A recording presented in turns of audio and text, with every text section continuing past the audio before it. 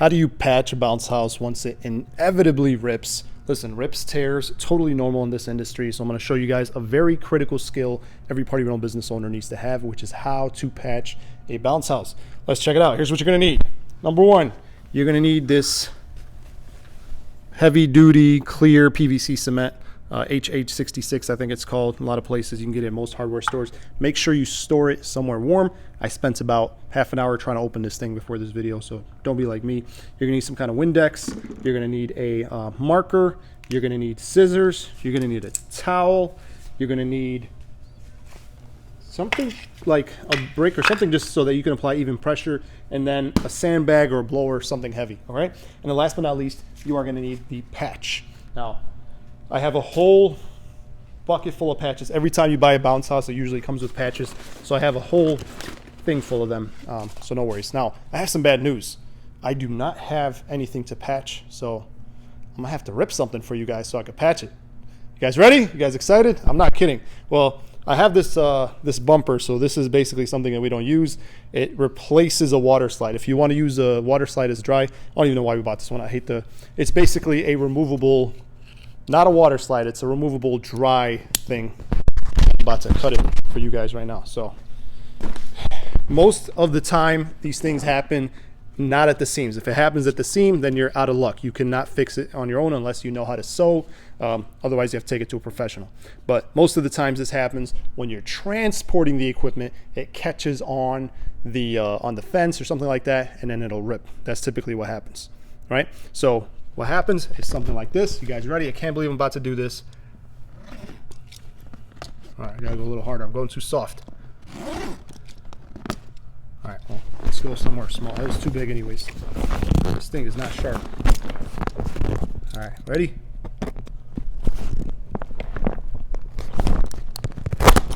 There we go. All right, so here we are.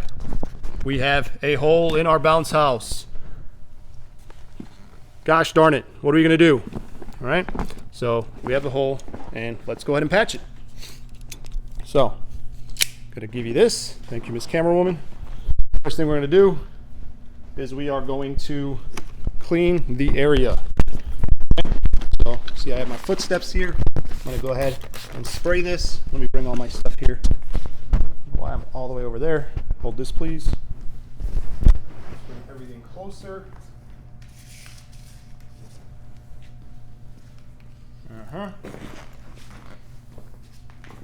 And we're going to go ahead and wipe it down.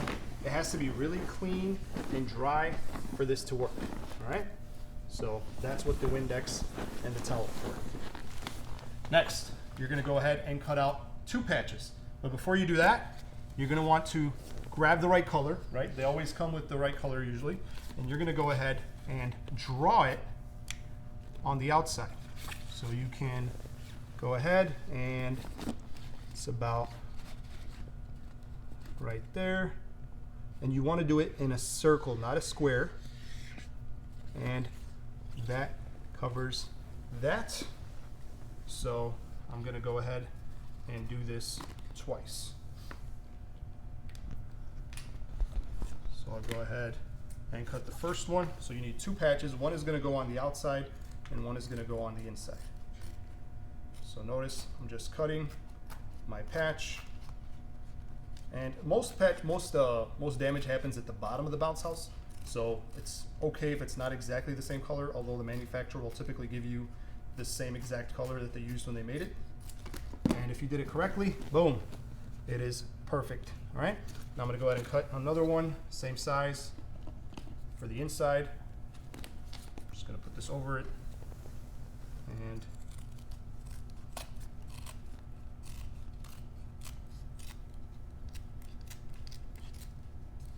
it's just really important that you round your edges, otherwise they come off. So you see how this one's all, clearly I failed kindergarten. You want to round your edges. Not great at cutting here. Now you get the idea. If they're sharp, then they can peel off. All right, let's see. Beautiful. Okay, so now you're going to go ahead and put the glue on both sides. And what's cool about this is it comes with this little brush thingy. You don't want to put too much. So I'll wipe it off. Come on over here. And you typically will, here, I'll just ruin this towel.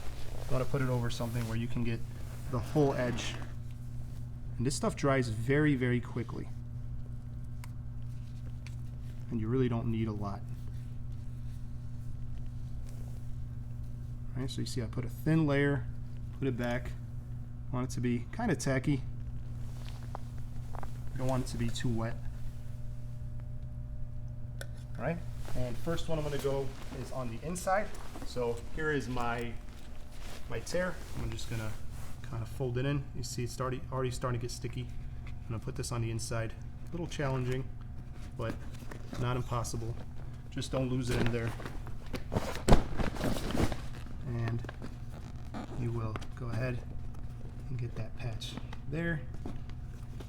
And if you did it correctly, you should see it completely overlapping.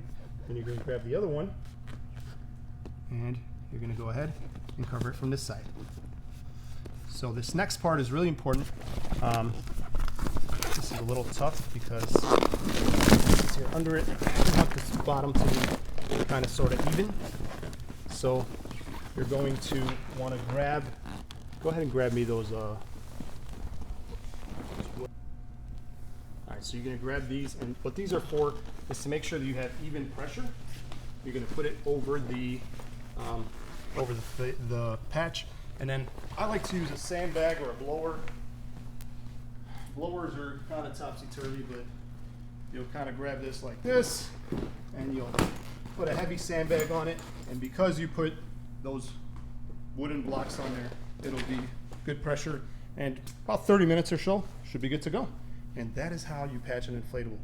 If this has been helpful, let me know in the comments where you're watching from, your city and your state. That lets me know that you got all the way through. And if not, if you have any questions, go ahead and drop them there. I'll see you in the next one.